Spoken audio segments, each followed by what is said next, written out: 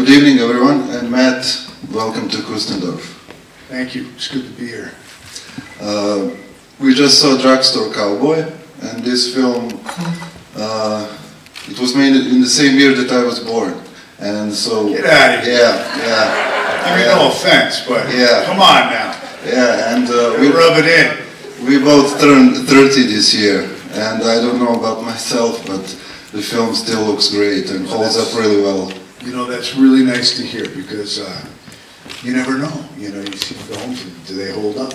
Yeah, so I hope we chose the right film to represent your career. No, I'm quite proud of this movie, that I was part of this experience of making this film. You know, I'm quite proud of it. So I was happy when Amir told me that this was the film that they would screen. And it was Ghassan's first major film, his second film, I think. Yeah, he had made a film called Mala Noche, yes, which was the film that I saw, and I said, wow, this guy's really, really good. And the funny thing was, he wanted to meet me and then about the film, and the agents, my agent, we had the same agency. They didn't. He had to win a prize at a film festival before they would give me the script, which was crazy because it was a very good script, I thought, and a very good role. Yeah, it's a strange film because the junkie gang. It's a romantic film. It's like almost a James Cagney film, but with drug addicts. Yeah, I think, you know, when we started the film, you know, beforehand, there was a lot of, there was some kickback. There were people that felt it was a film that, you know, I remember there were some people that said, how can you make a movie like this, you know? And at that time in the United States, there was, we had Nancy Reagan, and Nancy Reagan had started this whole campaign called "Just Say No." Right, that was what was happening, and so I think where the film was a sort of a groundbreaking film was that it was the first maybe movie at that time to depict drug use, the euphoria of drugs. And which I think is important because, you know, to show the full story of, well, why do people take drugs? Well, they take drugs to escape in euphoria, and you have to show that. I mean, often you would see films and the depiction of a drug addict was always somebody who looked like they were in so much pain. Well, you know, obviously the consequences of that, there's a lot of pain, but you have to also show the other side of it. And the author of is this okay for you guys? Because I'm speaking in English and okay, good. Oh, okay, that's good. I'm sorry if I'm speaking too quick, too fast, you know. But the author of the book was he was in prison, and I'd been in prison for 11 years. And I remember Gus Van Sant and we drove up to the prison to sit with him and talk to him about it. And when I met him, I said, Jesus, this guy's like, I was 26 years old, maybe 25 when I met him, 26. And he was so much older than me, you know, he had white hair. I said, I'm too young to play this part, you know, this is like, you know, Dennis Hopper should play this part or something, you know, I was thinking. And then he said to me, no, all this stuff happened, you know, in the late 60s when I was much younger, and the character that Bob is based on was 11 years younger than him, and was a prolific thief. I mean, he was the most, he was the leader, kind of the crazy one. And he said, he looked just like you. He said, he looked like me. And I saw a picture of him, and he did look like me, except he was small, because he could dive, you know, under the counter in the drugstore and really get in there and steal. And, you know, he was a good writer. You know, he wrote some interesting, very interesting books books. I mean, I don't know that he was a great author, but he wrote some very interesting stories, you know, from his time in jail. Yeah, Gus likes to take autobiographical stuff and base his films on it. I think Mala Noche is the same. Yeah, there was a character, I think, in Portland. Yeah. He based that story on. And William Burroughs said somewhere that, you know, about the drug issue and about the film, that it was a film about, you know, to stop against drug hysteria, if not against drugs. Yeah, that's about right. Maybe. You know, I had a few people that said to me, "Hey man, thanks a lot. My sister's in rehab because of you." I said, "Hey, that's not my problem, man." But no, I'm serious. Seriously, I don't think that was the. This was not a glorification of drugs, you know. But you know, these people were very specific. You know, they weren't, I guess, typical drug addicts. They were maybe addicted to the adrenaline of stealing as much and the heist and as they were the drugs. And William Burroughs, you had the opportunity to hang out, work with him. Yeah. What do you remember about him? Well, I had met him before because I was friends with the director who made a documentary about him called Burroughs. And I had also, when I was working on a very bad film in Lawrence, Kansas, which is where he lived. He lived in a Sears, I guess in the 30s you could buy a house in a Sears, you know, Sears and Roebuck's. Are you familiar with that? Sears and Roebuck's was like a very big department store, and they sold a lot of things in the United States. I mean, I think they just went out of business now. That's how long they've been around. And you could buy a house in this catalog, and they would ship it to you, right? It was like real, I guess, Henry Ford style, you know. You could buy the house, and he lived in one of these houses. And he was always going out with his shotguns. I went and visited him on his property. And, you know, he was I liked him very much. I still, after I made the film, I got a Christmas card from him every year. And I can only find one of them. But I thought it was great. He actually would sit down and write Christmas cards, which is not what you expect from William Burroughs. You worked with Gus again on To Die For, yeah, which is also a great film. So I guess you have a relationship with him. Yeah, I like him. We've always remained friends. You know, I thought that film was such a good script, but it was the first film that he made that was not a Gus Van Sant film. You know, it was written by Buck Henry, who's a very good writer. And, you know, and I did that because I really liked him as a filmmaker, and I thought it was a great script. And, you know, sometimes it's just great to be part of you know, a troupe of actors and, you know, just work with people you really like. Yeah, Joaquin was excellent. It was like first, I think, one of the first major parts that he did. Exactly. Got really noticed there. Yeah, and also Casey Affleck. Yes. Very young. Yes. Hudlum. Yeah. I want to read something to you, which I found. Oh. Yeah. Oh no. Yeah. Uh-oh. It's Pauline Kael she wrote the film critic. She wrote a piece about Tex when it came out. And here's what she said: actors who have labored to learn the rudiments of their profession must want to kill the potential teen idol Matt Dillon, the open-faced young star of Tex. He's a natural who takes the camera with the baffling ease of a puppy. Well, I know that people really admire Pauline Kael. Yeah, I don't know. I mean, I don't really read. But, you know, I will say that there's something really magical about working with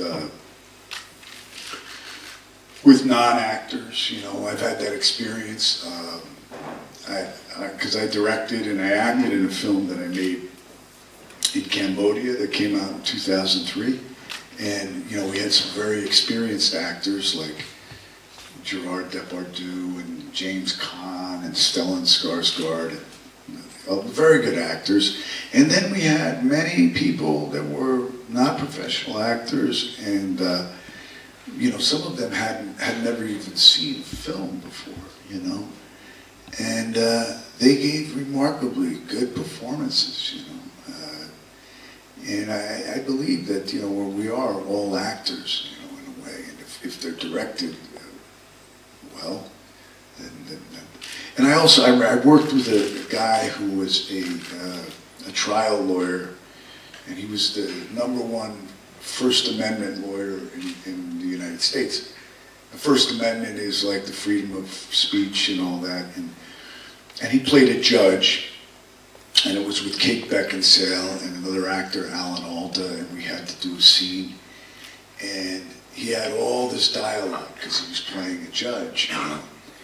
And he was incredible because he would forget his lines and he would just make up new ones, and he was so good. And we just said, Jesus, you know, that's the kind of thing we want to be able to do, you know. And so, I don't know, I look at a lot of my early work and I'm very judgmental.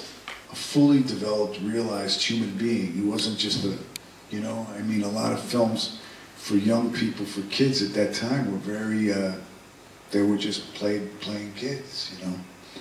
And that's why I became an actor. If it had been a different type of movie, I probably wouldn't have responded to it. Well, when Pauline wrote this, it was in '82, and you were like 17, and you already had like 4 or 5 films. Yeah, I mean, it's a good thing because I started very young, so I had a lot of learning experience there on the job. I guess the difficult part of it is that, you know, again, I was very young, so I was learning as I was working.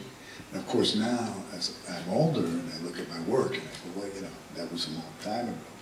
And, you know, of course, I'm very judgmental of that early work sometimes. But, you know, one of the things I've learned about working as an actor is that you cannot play a character if you're judging the character. You have to, like, surrender that. And a couple of years after this, you did Rumblefish. You worked with Coppola on 2 films. What can you remember about working with him? Well, I remember the audition process was painful because there were so many actors just crammed into this big room. And he released me early. He said, "You can go now." And I said, "Well, I didn't get this job, you know." And of course, then I got the call that I got the job. And that was on The Outsiders. And, you know, he didn't have any intentions of making Rumblefish until he was halfway through making The Outsiders. And he came to me and said, "Hey, you know, what do you think of this other book? You know, I'd like to do this as a film, and I'd like you to play a character." It's like, hello? Yeah, of course. And they're so different, the films, you know. Yes, they're so different. But one thing that was consistent with Francis, like, at that time, was he was always very into technology. And at that time, there was a lot, it wasn't like now, you know. He did a lot of video and green screen projection stuff. And I swear, when we did Rumblefish, we filmed the whole movie in the rehearsal in this hot gymnasium in Oklahoma. And I mean, I remember feeling like I was already exhausted by the time we were done with the rehearsal. But it was such a different experience than The Outsiders. The Outsiders is a big Technicolor movie. It was a different type of cast, although there were some people that were from one movie. One was in color, the other was in black and white, and the experiences on the film were that different. You know, the feeling was that different. Yeah, I think he always mentions Rumblefish as like a personal film for him. Yeah, he's said that it's his favorite film, you know, that it's his favorite film. And yeah, I mean, it's a beautiful thing, and it was very exciting. We were all very excited about doing it. And I remember when I was doing The Outsiders, Dennis Hopper visited the set, and you know, he worked with Francis on Apocalypse Now. And I was like 18 years old, but I went out drinking with Dennis. Maybe not such a good idea in hindsight. And Tony Dingman, who was like he was like Francis's like resident poet, a very good guy. And we went out drinking, and it was like, it just seemed like, okay, this is just gonna happen. He's gonna play the father, you know. And so that was the family, Mickey Rourke, Dennis Hopper. Not exactly, you know, a functioning, well-functioned family. But yeah, it was a great experience. And I remember, you know, Francis was very encouraging for improvisation, and which was a good thing mostly, except sometimes with Dennis Hopper. At that time, Dennis was totally out of control. But it was good. We had a good time making it. Yeah, and Diane Lane is there in both films. Yeah, Diane, yep. Yeah. Yes. And Sophia was in it. Coppola. Yes. And I have to ask you about Cliff Ponsier from Citizen Dick. Yes. From He's Singles. very popular here. Yeah, it is. Right, it's a very popular. important character. Yeah. Very popular. Yeah, well, the director, Cameron Crowe, came to me and said, hey, I'd like you to play this character. He said, hey, I'd love to do it, but I don't even remember the character in the script. And he said, oh, don't worry, we're going to fix it. We're going to make the character, we're going to make it better, and it's okay. And, you know, at the time, he said to me that this is like rock bands that aren't in New York and they're not in Los Angeles. They're like in the middle. And I didn't know much about that scene in Seattle. I didn't know much about the music scene there. But I remember, I remember that Cameron called me and said, listen, these guys are going to come visit you. These are the guys, you know, and it was Eddie Vedder, and it was all the guys from Pearl Jam. And they showed up in town. And we went out and got shit-faced, man. We went out, and we went out and got drunk, man. It was a good time. Of course, the next day, then I ran into Joe Strummer on the street, and he said, let's go. And we're gonna go. And we went out. And it was a crazy time. But those guys, yeah, it was very interesting to get to Seattle and see what was happening. And Cliff sort of became the face, the film face for that character, for the whole grunge thing. Yeah. Yeah, except everybody that saw me, there's a scene when my character is playing Hey Joe at Jimi Hendrix's gravesite. And Jimi Hendrix was from Seattle. And so I was playing it in the scene, and of course the sound was so bad. So every musician who saw it said, hey, somebody's got to redo that part because that sounds like shit. And so I think Paul Westerberg from The Replacements was the one who redid the guitar part. Okay. Because I can't play guitar. I play congas a little bit. But. So yeah, when we're talking about music, maybe I heard that you were doing a film about Cuban music. Yeah, directed. It's not about Cuba. It's about really one musician who. The story was that his name was El Gran Feove, which means the Great Feove, right? And you know, I discovered this guy's music, and I found out he was still alive, and he was living in Mexico City. So I told a musician friend of mine, who always was in the habit of working with older musicians, I said, why don't you go make a record with this guy? And he did. And he said, well, why don't you come down and you can film it, you know? And so I agreed to do that. I mean, I made a couple music videos, but I never made a documentary before. So, and that was in 1999. And so I went down there, and the guy this amazing, incredibly interesting Cuban, he was a scat singer, hadn't made a record in 20 years. And so the film is really about his experience of recording again after not having done it. And then we also retrace his footsteps. And he was part of a very important movement in Cuba that started in the late 40s called feeling.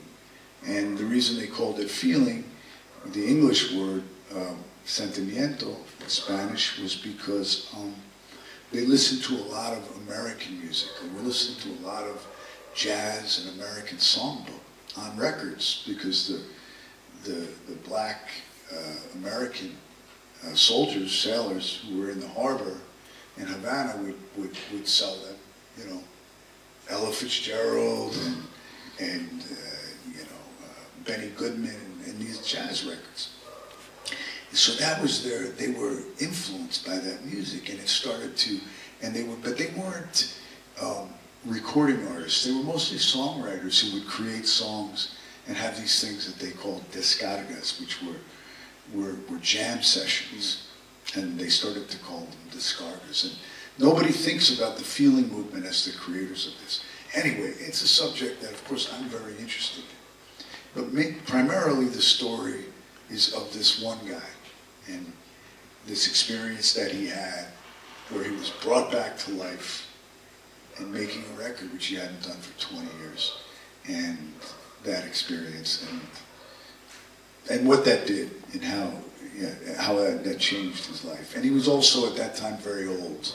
So it was a very interesting time for an artist, because he had with him all this experience, and he also had the ability to still perform the way that he had throughout his whole life. But you knew that he wasn't going to be able to, because old age was right around the corner.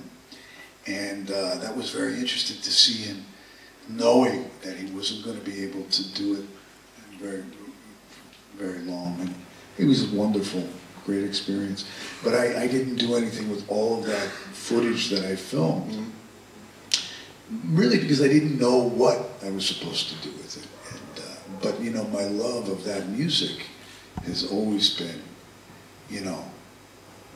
has always been really strong. And if I may just say, not so humbly, I'm very knowledgeable about that music, and it's a real passion for me. Is music generally an important thing for you? Yeah, I think it has been very important for me in my life, always.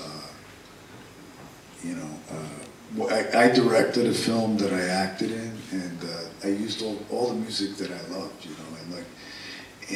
but I used a lot of Cambodian pop music from the 60s. And, we couldn't get any clearance from this because we couldn't find any of the authors of this music because they'd all been killed by the Khmer Rouge in the revolution there. But, I love music. And, that music last night that I saw, Marco, it's incredible. What an amazing, I mean, were you there for that? It's amazing. And such beautiful brass band, the precision of those musicians and his scatting ability. It was such a unique, and I was of course very tired, but I didn't want to leave. And Amir said, "Hey, you're going to fall asleep. I'm going to take you back." I said, "No, one more song." Well, it was incredible. I like the music from the Balkans. It's very interesting. And directing? Well, I'm an actor. That's what I do. I prefer, that's what I like to do, to collaborate and work with good filmmakers. And, that's the best experience you can have, is to help a filmmaker with their vision. But I do enjoy directing. I haven't done a lot. Directing a documentary is another beast altogether. And when I ran into Amir in Cuba, he said to me, "Oh, that's a very dangerous thing, documentaries, because there's so many ways you can go with the story, and to try to find a simple, you know, that's a different animal altogether, because you're kind of writing the story as you're editing. But I like storytelling. I think my strength is maybe with characters and with atmosphere, but I'm not so, you know, structurally in the story. I struggle with that, you know. You know, but I think one thing I think is very important is character logic. And you know, sometimes you work with filmmakers who are green, and they don't quite understand that, you know, that the story is created by the actions of the people, and instead of, they come up with these schemes, these schematic ideas about, you know, and they all of a sudden the character's doing things that don't make sense to the character. And I'm always, you know, I think it's very important, character logic, and you know, I mean, when I say character logic, I think it's that thing that it's not about, you know, 1 + 1 = 2. Character logic is, you know, when you open the paper and you say, why the hell would this person do that, you know, whatever it is. And if you look deeply, or not even that deeply, if you look at who that person is, you're going to understand very well why that person did what they did. You know, even if it doesn't make sense to you when you first read it, why would they do something like that, you know? And so, yeah. Yeah, films tend to, especially mainstream ones, to become, you know, very formulaic and very structured, and you often wonder why do people do things that they do. It seems unnatural if it's not character-based. Yeah, I found that experience. I only did one thing on television, and you know, that's where you really end up. Because every day, every show, there's a new director coming in, and they bring you a script. And I found myself going, this isn't going to work, you know. And you know, at the end of it, I did one season of the show, and I said, the producer, I called the producer. I said, hey, why don't you just kill me off, man? Kill the character, right? And he goes, yeah, but what about the next season? I said, hey, come on, one season at a time, because I want it out, you know. I mean, I think that the format, you know, in television is a good one, you know, because it's potentially there's so much creative potential, but it's not, it doesn't ever end up being that way.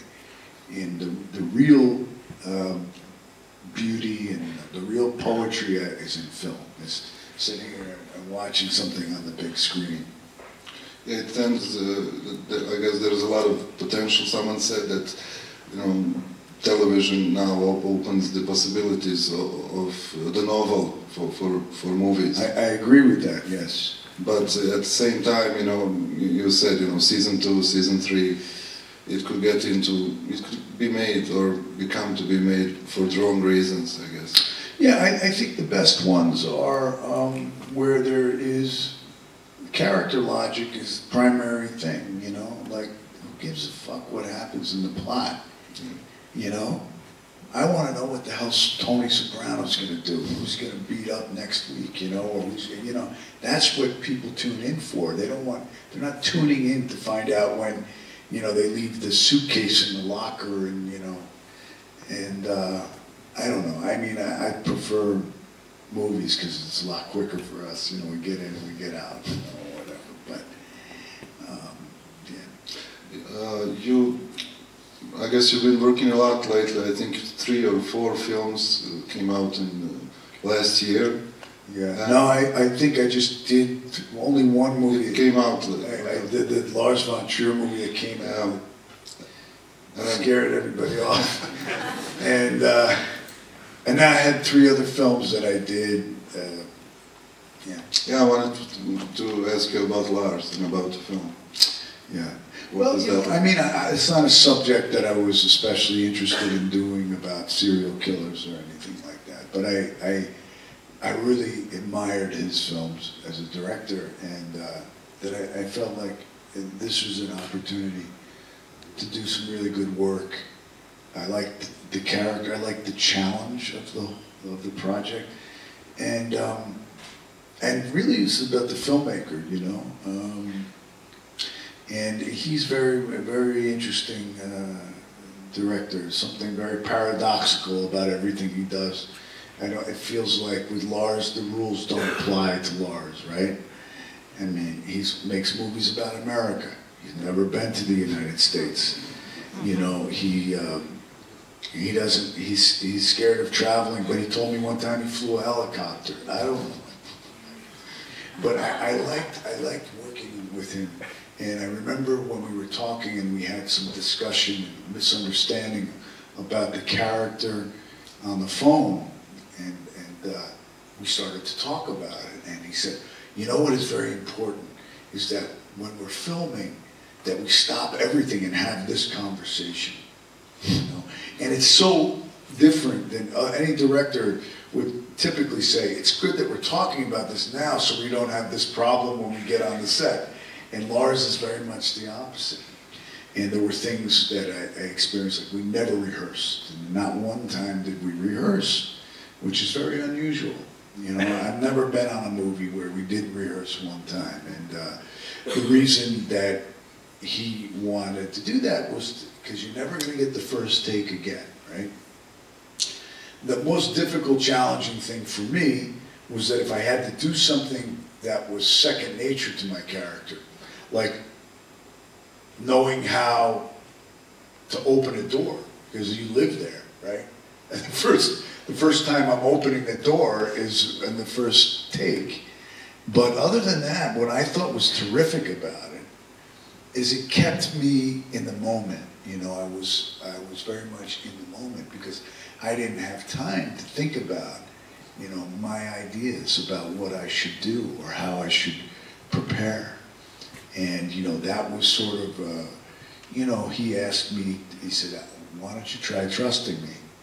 And I thought, this fucking guy's asking me to trust him with this movie. But you know what? I trust him because he's good with actors. I wouldn't say he's an actor's director, but he's really paying attention to what you're doing. And I think he makes the right choices. And his direction is very simple, you know. It was like 10% more, 170% more, he would say. No, he never said more. Basically, what I liked was he would say to me, you know, he'd go like that, or he'd say, you know, 30% less, or 180%. It was usually less with me, which is, by the way, I appreciate that. And because, you know, I appreciate the reduction, getting the performance down. And I understand a number. It's very simple. 30% less. Okay, I can. Yeah, very straightforward. Yeah, I'm not that good at math. So you know, I'm not very good at math, and you know, I got it. You know. And one time he said, the one actor said, "Oh, you were great," and he turned to Riley and he said, you know, a little bigger, and he looked at me and said, "You're fired." Well, he's got a very good sense of humor, and you know, the film. You know, I'm glad that I did it. I mean, it's not an easy film. You know, I understand why people might react the way they do. I saw it as a film that he, you know, openly made about himself. There's even cuts of his previous films. I don't think he's killed anybody yet. Yeah. But yeah. Well, it's a great thing that with him, I guess, he makes extreme stuff, but you know, he always takes responsibility. Yeah, he said that to me. He said, you know, he said, "Lars, are you sure about this?" And he goes, "Look, you can always blame me." I said, "Well, I'm going to. Don't you worry about that."